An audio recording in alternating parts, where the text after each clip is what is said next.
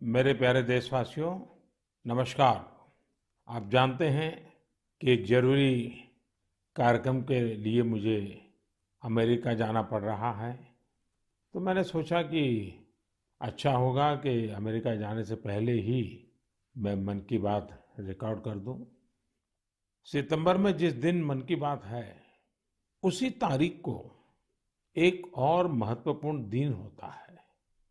वैसे तो हम लोग बहुत सारे डेज याद रखते हैं, तरह तरह के डेज मनाते भी हैं। और अगर अपने घर में नौजवान बेटे बेटी हो, अगर उनको पूछोगे तो पूरे साल भर के कौन से डे कब आते हैं आपको पूरी सूची सुना देंगे। लेकिन एक और डे ऐसा है जो हम सबको याद रखना चाहिए। और ये डे ऐसा है जो भारत की परंपराओं से बहुत सुसंगत है। सदियों से जिस परंपराओं से हम जुड़े हैं, उससे जोड़ने वाला है। ये है वर्ल्ड रिवर डे, यानी विश्व नदी दिवस। हमारे यहाँ कहा गया है, पिबन्ति नद्यः स्वयमेव नाम्भः।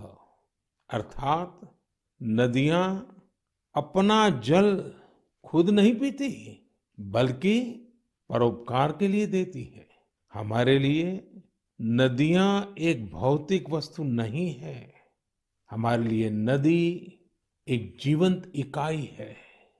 और तभी तो हम नदियों को माँ कहते हैं। हमारे कितने ही पर्व हो, त्योहार हो, उत्सव हो, उमंग हो, ये सभी हमारी इन माताओं की गोद में ही तो होते हैं। आप सब जानते ही हैं, माघ का महीना आता है तो हमारे देश में बहुत लोग पूरे एक महीने माँ गंगा या किसी और नदी के किनारे कल्पवास करते हैं। अब तो ये परंपरा नहीं रही, लेकिन पहले के जमाने में तो परंपरा थी कि घर में स्नान करते हैं तो भी नदियों का स्मरण करने की परंपरा आज भले लुप्त हो गई हो या कहीं बहुत अल्प मात्रा में बची हो, लेकिन एक बहुत बड़ी परंपरा थी जो प्रातः में ही स्नान करते समय ही विशाल भारत की एक यात्रा करा देती थी। मानसिक यात्रा, देश के कोने कोने से जुड़ने की प्रेरणा बन जाती थी। और वो क्या था, भारत में स्नान करते समय एक श्लोक बोलने की परंपरा रही है। गंगे च यमुने चैव गोदावरी सरस्वती नर्मदे सिंधु कावेरी जले अस्मिन सन्निधि कुरु। पहले हमारे घरों में परिवार के बड़े ये श्लोक बच्चों को याद करवाते थे। और इससे हमारे देश में नदियों को लेकर आस्था भी पैदा होती थी। विशाल भारत का एक मानचित्र मन में अंकित हो जाता था। नदियों के प्रति जुड़ाव बनता था। जिस नदी को माँ के रूप में हम जानते हैं, देखते हैं, जीते हैं, उस नदी के प्रति एक आस्था का भाव पैदा होता था। एक संस्कार प्रक्रिया थी। साथियों, जब हमारे देश में नदियों की महिमा पर बात कर रहे हैं तो स्वाभाविक रूप से हर कोई एक प्रश्न उठाएगा, और प्रश्न उठाने का हक भी है, और इसका जवाब देना ये हमारी जिम्मेवारी भी है। कोई भी सवाल पूछेगा कि भाई आप नदी के इतने गीत गा रहे हो, नदी को माँ कह रहे हो, तो ये नदी प्रदूषित क्यों हो जाती है? हमारे शास्त्रों में तो नदियों में जरा सा प्रदूषण करने को भी गलत बताया गया है। और हमारी परंपराएं भी ऐसी रही है। आप तो जानते हैं, हमारे हिंदुस्तान का जो पश्चिमी हिस्सा है, खास करके गुजरात और राजस्थान, वहाँ पानी की बहुत कमी है। कई बार अकाल पड़ता है, और इसलिए वहाँ के समाज जीवन में एक नई परंपरा डेवलप हुई है। जैसे गुजरात में बारिश की शुरुआत होती है तो गुजरात में जल जीलनी एकादशी मनाते हैं। मतलब कि आज के युग में हम जिसको कहते हैं कैच द रेन, वो वही बात है कि जल के एक एक बिंदु को अपने में समेटना, जल जीलनी। उसी प्रकार से बारिश के बाद बिहार और पूरब के हिस्सों में छठ का महापर्व मनाया जाता है। मुझे उम्मीद है कि छठ पूजा को देखते हुए नदियों के किनारे घाटों की सफाई और मरम्मत की तैयारी शुरू कर दी गई होगी। हम नदियों की सफाई और उन्हें प्रदूषण से मुक्त करने का काम सबके प्रयास और सबके सहयोग से कर ही सकते हैं। नमामि गंगे मिशन भी आज आगे बढ़ रहा है, तो इसमें सभी लोगों के प्रयास एक प्रकार से जन जागृति, जन आंदोलन, उसकी बहुत बड़ी भूमिका है।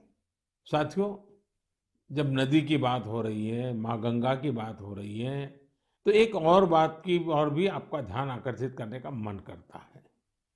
बात जब नमामि गंगे की हो रही है, तो जरूर एक बात पर आपका ध्यान गया होगा और हमारे नौजवानों का तो पक्का गया होगा।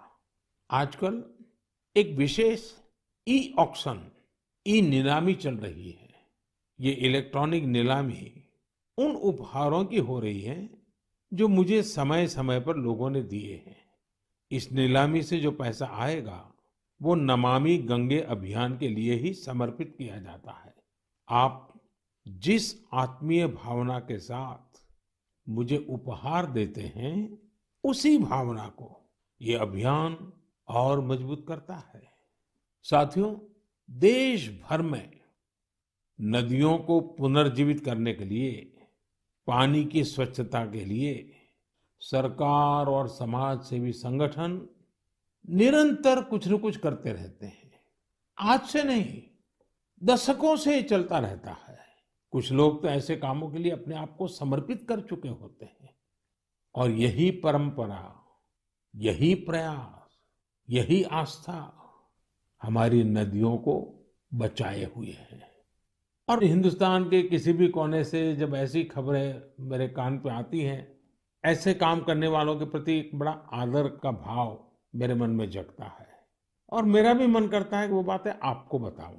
अब देखिए, तमिलनाडु के वेल्लोर और तिरुवन्नामलाई जिले का एक उदाहरण देना चाहता हूँ। यहाँ एक नदी बहती है, नागा नदी। अब ये नागा नदी बरसों पहले सूख गई थी। इस वजह से वहाँ का जलस्तर भी बहुत नीचे चला गया था। लेकिन वहाँ की महिलाओं ने बीड़ा उठाया कि वो अपनी नदी को पुनर्जीवित करेगी। फिर क्या था, उन्होंने लोगों को जोड़ा, जन भागीदारी से नहरें खोदी, चेक डैम बनाए, रिचार्ज कुएं बनाए। आपको भी जानकर के खुशी होगी साथियों कि आज वो नदी पानी से भर गई है। और जब नदी पानी से भर जाती है ना, तो मन को इतना सुकून मिलता है। मैंने प्रत्यक्ष इसका अनुभव किया है। आप में से बहुत लोग जानते होंगे कि जिस साबरमती के तट पर महात्मा गांधी ने साबरमती आश्रम बनाया था, पिछले कुछ दशकों में ये साबरमती नदी सूख गई थी। साल में 6-8 महीने पानी नजर ही नहीं आता था। लेकिन नर्मदा नदी और साबरमती नदी को जोड़ दिया, तो अगर आज आप अहमदाबाद जाओगे तो साबरमती नदी का पानी ऐसा मन को प्रफुल्लित करता है। इसी तरह बहुत सारे काम, जैसे अब तमिलनाडु की हमारी ये बहनें कर रही हैं, देश के अलग अलग कोने में चल रहे हैं। मैं तो जानता हूँ कई हमारे धार्मिक परंपरा से जुड़े हुए संत हैं, गुरुजन हैं, वे भी अपनी आध्यात्मिक यात्रा के साथ साथ पानी के लिए, नदी के लिए बहुत कुछ कर रहे हैं। कई नदियों के किनारे पेड़ लगाने का अभियान चला रहे हैं, तो कहीं नदियों में बह रहे गंदे पानी को रोका जा रहा है। साथियों, वर्ल्ड रिवर डे जब आज मना रहे हैं, तो इस काम से समर्पित सबकी मैं सराहना करता हूँ, अभिनंदन करता हूँ। लेकिन हर नदी के पास रहने वाले लोगों को, देशवासियों को मैं आग्रह करूंगा कि भारत में कोने कोने में साल में एक बार तो नदी उत्सव मनाना ही चाहिए। मेरे प्यारे देशवासियों, कभी भी छोटी बात को, छोटी चीज को छोटी मानने की गलती नहीं करनी चाहिए। छोटे छोटे प्रयासों से कभी कभी तो बहुत बड़े बड़े परिवर्तन आते हैं। और अगर महात्मा गांधी जी के जीवन की तरफ हम देखेंगे तो हम हर पल महसूस करेंगे कि छोटी छोटी बातों की उनके जीवन में कितनी बड़ी अहमियत थी, और छोटी छोटी बातों को लेकर के बड़े बड़े संकल्पों को कैसे उन्होंने साकार किया था। हमारे आज के नौजवान को ये जरूर जानना चाहिए कि साफ सफाई के अभियान ने कैसे आजादी के आंदोलन को एक निरंतर ऊर्जा दी थी। ये महात्मा गांधी ही तो थे जिन्होंने स्वच्छता को जन आंदोलन बनाने का काम किया था। महात्मा गांधी ने स्वच्छता को स्वाधीनता के सपने के साथ जोड़ दिया था। आज इतने दशकों बाद स्वच्छता आंदोलन ने एक बार फिर देश को नए भारत के सपने के साथ जोड़ने का काम किया है। और ये हमारी आदतों को बदलने का भी अभियान बन रहा है। और हम ये न भूलें कि स्वच्छता ये सिर्फ एक कार्यक्रम है। स्वच्छता ये पीढ़ी दर पीढ़ी संस्कार संक्रमण की एक जिम्मेवारी है। और पीढ़ी दर पीढ़ी जब स्वच्छता का अभियान चलता है तब संपूर्ण समाज जीवन में स्वच्छता का स्वभाव बनता है। और इसलिए ये साल, 2 साल, एक सरकार दूसरी सरकार ऐसा विषय नहीं है। पीढ़ी दर पीढ़ी हमें स्वच्छता के संबंध में सजगता से, अविरत रूप से, बिना थके, बिना रुके, बड़ी श्रद्धा के साथ जुड़े रहना है और स्वच्छता के अभियान को चलाए रखना है। और मैंने तो पहले भी कहा था कि स्वच्छता ये पूज्य बापू को इस देश की बहुत बड़ी श्रद्धांजलि है। और ये श्रद्धांजलि हमें हर बार देते रहना है, लगातार देते रहना है। साथियों, लोग जानते हैं कि स्वच्छता के संबंध में बोलने का मैं कभी मौका छोड़ता ही नहीं हूँ। और शायद इसीलिए हमारी मन की बात के एक श्रोता श्रीमान रमेश पटेल जी ने लिखा है, हमें बापू से सीखते हुए इस आजादी के अमृत महोत्सव में आर्थिक स्वच्छता का भी संकल्प लेना चाहिए। जिस तरह शौचालयों के निर्माण ने गरीबों की गरिमा बढ़ाई, वैसे ही आर्थिक स्वच्छता गरीबों को अधिकार सुनिश्चित करती है, उनका जीवन आसान बनाती है। अब आप जानते हैं, जनधन खातों को लेकर देश ने जो अभियान शुरू किया, इसकी वजह से आज गरीबों को उनके हक का पैसा सीधा सीधा उनके खाते में जा रहा है, जिसके कारण भ्रष्टाचार जैसी रुकावटों में बहुत बड़ी मात्रा में कमी आई है। ये बात सही है। आर्थिक स्वच्छता में टेक्नोलॉजी बहुत मदद कर सकती है। हमारे लिए खुशी की बात है, आज गांव देहात में भी फिनटेक, यूपीआई से डिजिटल लेन देन करने की दिशा में सामान्य मानवी भी जुड़ रहा है, उसका प्रचलन बढ़ने लगा है।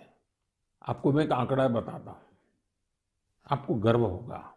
पिछले अगस्त महीने में, एक महीने में यूपीआई से 355 करोड़ ट्रांजैक्शन हुए, यानी करीब करीब 350 करोड़ से ज्यादा ट्रांजैक्शन।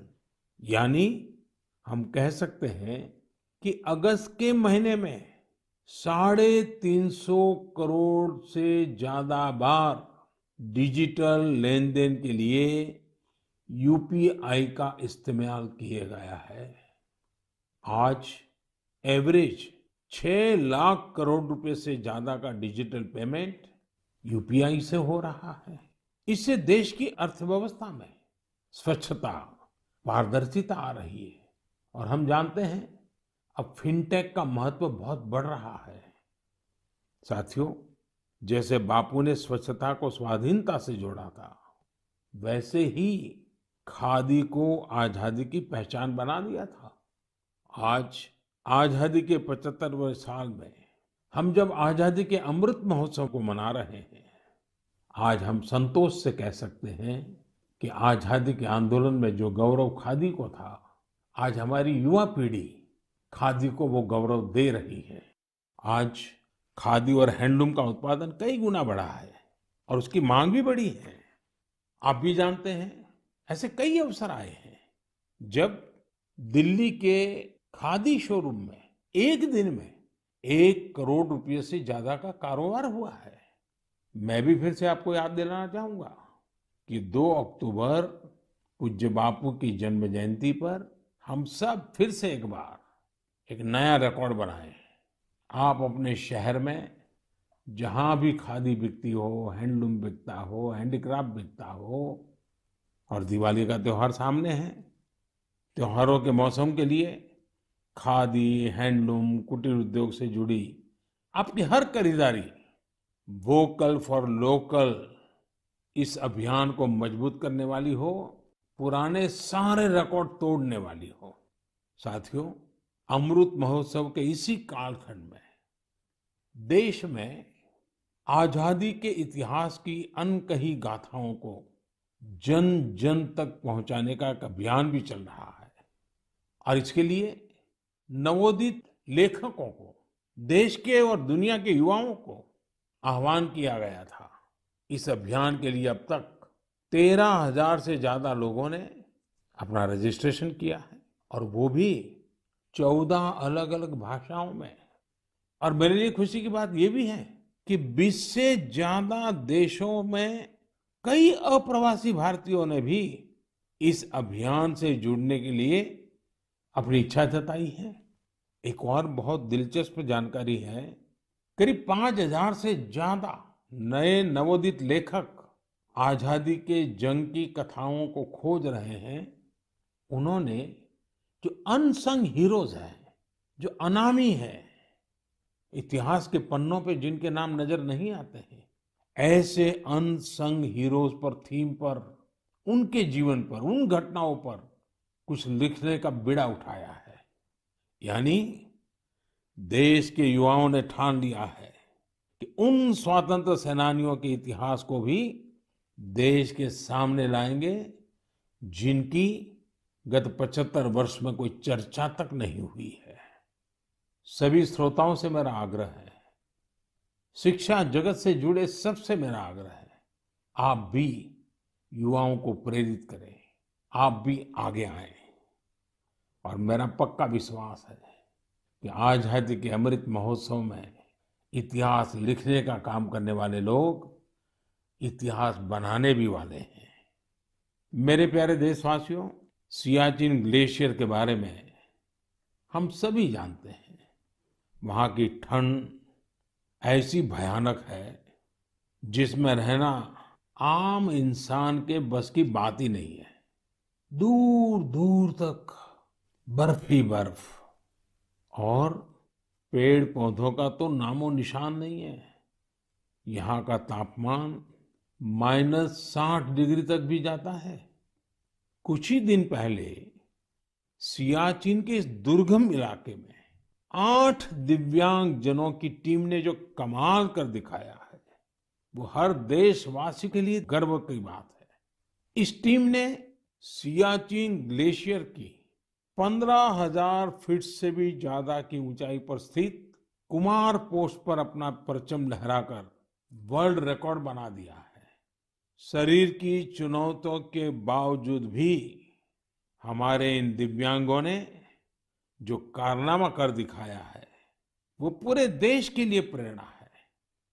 और जब इस टीम के सदस्यों के बारे में जानेंगे तो आप भी मेरी तरह हिम्मत और हौसले से भर जाएंगे।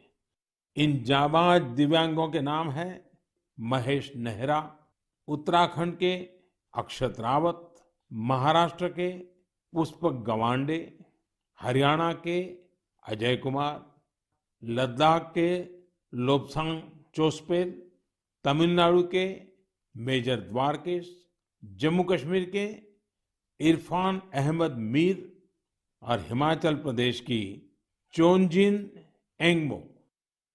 सियाचिन ग्लेशियर को फतह करने का यह ऑपरेशन भारतीय सेना के विशेष बलों के वेटरन्स की वजह से सफल हुआ है। मैं इस ऐतिहासिक और अभूतपूर्व उपलब्धि के लिए इस टीम की सराहना करता हूं। यह हमारे देशवासियों के can do culture, can do determination, can do attitude के साथ हर चुनौती से निपटने की भावना को भी प्रकट करता है। साथियों, आज देश में दिव्यांग जनों के कल्याण के लिए कई प्रयास हो रहे हैं। मुझे उत्तर प्रदेश में हो रहे ऐसे ही एक प्रयास वन टीचर वन कॉल के बारे में जानने का मौका मिला। बरेली में यह अनूठा प्रयास दिव्यांग बच्चों को नई राह दिखा रहा है। इस अभियान का नेतृत्व कर रही हैं डभौरा गंगापुर में एक स्कूल की प्रिंसिपल दीपमाला पांडे जी। कोरोना काल में इस अभियान के कारण न केवल बड़ी संख्या में बच्चों का एडमिशन संभव हो पाया, बल्कि इससे करीब 350 से अधिक शिक्षक भी सेवा भाव से जुड़ चुके हैं। ये शिक्षक गांव-गांव जाकर दिव्यांग बच्चों को पुकारते हैं, तलाशते हैं और फिर उनका किसी न किसी स्कूल में दाखिला सुनिश्चित कराते हैं। दिव्यांग जनों के लिए दीपमाला जी और साथी शिक्षकों की इस नेक प्रयास की मैं भूरी भूरी प्रशंसा करता हूं। शिक्षा के क्षेत्र में ऐसा हर प्रयास हमारे देश के भविष्य को संवारने वाला है। मेरे प्यारे देशवासियों, आज हम लोगों की जिंदगी का हाल ये है कि एक दिन में सैकड़ों बार कोरोना शब्द हमारे कान पर गूंजता है। 100 साल में आई सबसे बड़ी वैश्विक महामारी कोविड-19 ने हर देशवासी को बहुत कुछ सिखाया है। हेल्थ केयर और वेलनेस को लेकर आज जिज्ञासा भी बढ़ी है और जागरूकता भी। हमारे देश में पारंपरिक रूप से ऐसे नेचुरल प्रोडक्ट्स प्रचुर मात्रा में उपलब्ध हैं जो वेलनेस यानी सेहत के लिए बहुत फायदेमंद है। ओडिशा के कालाहांडी के नांदोल में रहने वाले पतायत साहू जी इस क्षेत्र में बरसों से एक अनोखा कार्य कर रहे हैं। उन्होंने 1.5 एकड़ जमीन पर मेडिसिनल प्लांट लगाए हैं। यही नहीं, साहू जी ने इन मेडिसिनल प्लांट्स को डॉक्यूमेंटेशन भी किया है। मुझे रांची के सतीश जी ने पत्र के माध्यम से ऐसी ही एक और जानकारी साझा की है। सतीश जी ने झारखंड के एक एलोवेरा विलेज की ओर मेरा ध्यान दिलाया है। रांची के पास ही देवरी गांव की महिलाओं ने मंजू कश्यप जी के नेतृत्व में बिरसा कृषि विद्यालय से एलोवेरा की खेती का प्रशिक्षण लिया था। इसके बाद उन्होंने एलोवेरा की खेती शुरू की।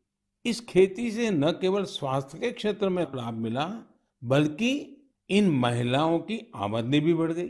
कोविड महामारी के दौरान भी इन्हें अच्छी आमदनी हुई। इसकी एक बड़ी वजह यह थी कि सैनिटाइजर बनाने वाली कंपनियां सीधे इन्हीं से एलोवेरा खरीद रही थी। आज इस कार्य में करीब 40 महिलाओं की टीम जुटी है और कई एकड़ में एलोवेरा की खेती होती है। ओडिशा के पतायत साहू जी हो या फिर देवरी में महिलाओं की ये टीम, इन्होंने खेती को जिस प्रकार स्वास्थ्य के क्षेत्र से जोड़ा है, वो एक अपने आप में मिसाल है। साथियों, आने वाली 2 अक्टूबर को लाल बहादुर शास्त्री जी की भी जन्म जयंती होती है। उनकी स्मृति में ये दिन हमें खेती में नए नए प्रयोग करने वालों की भी शिक्षा देता है।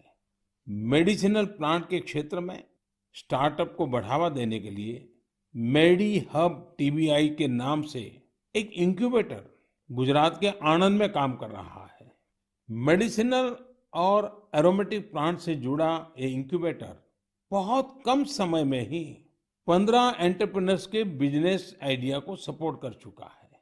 इस इंक्यूबेटर की मदद पाकर ही सुधा चेब्रोलू जी ने अपना स्टार्टअप शुरू किया है। उनकी कंपनी में महिलाओं को प्राथमिकता दी जाती है और उन्हीं पर इनोवेटिव हर्बल फॉर्मुलेशंस की भी जिम्मेदारी है। एक और एंटरप्रेन्योर सुभाश्री जी ने जिन्हें भी इसी मेडिसिनल और एरोमेटिक प्लांट इंक्यूबेटर से मदद मिली है।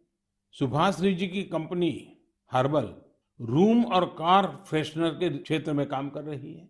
उन्होंने एक हर्बल टेरेस गार्डन भी बनाया है जिसमें 400 से ज्यादा मेडिसिनल हर्ब्स हैं। साथियों, बच्चों में मेडिसिनल और हर्बल प्लांट्स के प्रति जागरूकता बढ़ाने के लिए आयुष मंत्रालय ने एक दिलचस्प पहल की है और इसका बीड़ा उठाया है हमारे प्रोफेसर आयुष्मान जी ने। हो सकता है कि जब आप ये सोचें कि आखिर प्रोफेसर आयुष्मान है कौन, दरअसल प्रोफेसर आयुष्मान एक कॉमिक बुक का नाम है। इसमें अलग अलग कार्टून किरदारों के जरिए छोटी छोटी कहानियां तैयार की गई हैं। साथ ही एलोवेरा, तुलसी, आंवला, गिलोय, नीम, अश्वगंधा और ब्रह्मी जैसे सेहतमंद मेडिसिनल प्लांट की उपयोगिता बताई गई है। साथियों, आज के हालत में जिस प्रकार मेडिसिनल प्लांट और हर्बल उत्पादों को लेकर दुनिया भर में लोगों का रुझान बढ़ा है, उसमें भारत के पास अपार संभावनाएं हैं। बीते समय में आयुर्वेदिक और हर्बल प्रोडक्ट्स के एक्सपोर्ट में भी काफी वृद्धि देखने को मिली है।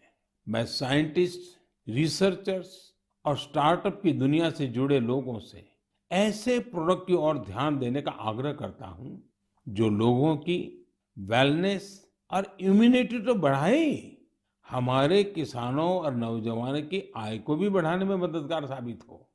साथियों, पारंपरिक खेती से आगे बढ़कर खेती में हो रहे नए प्रयोग, नए विकल्प लगातार स्वरोजगार के नए साधन बना रहे हैं। पुलवामा के दो भाइयों की कहानी भी इसी का एक उदाहरण है।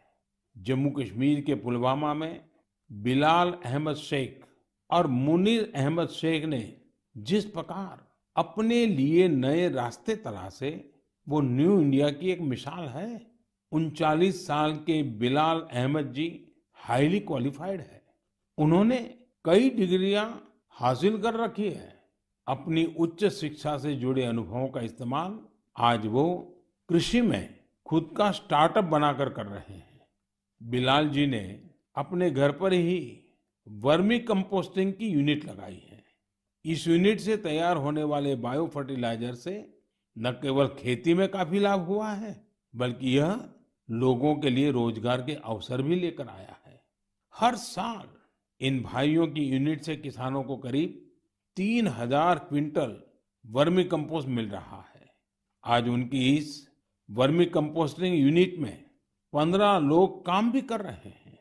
उनकी इस यूनिट को देखने के लिए बड़ी संख्या में लोग पहुंच रहे हैं और उनमें ज्यादातर ऐसे युवा होते हैं जो कृषि क्षेत्र में कुछ करना चाहते हैं।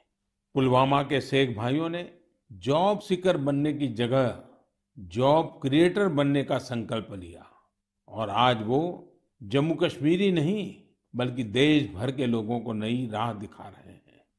मेरे प्यारे देशवासियों, 25 सितंबर को देश की महान संतान पंडित दीनदयाल उपाध्याय जी की जन्म जयंती होती है।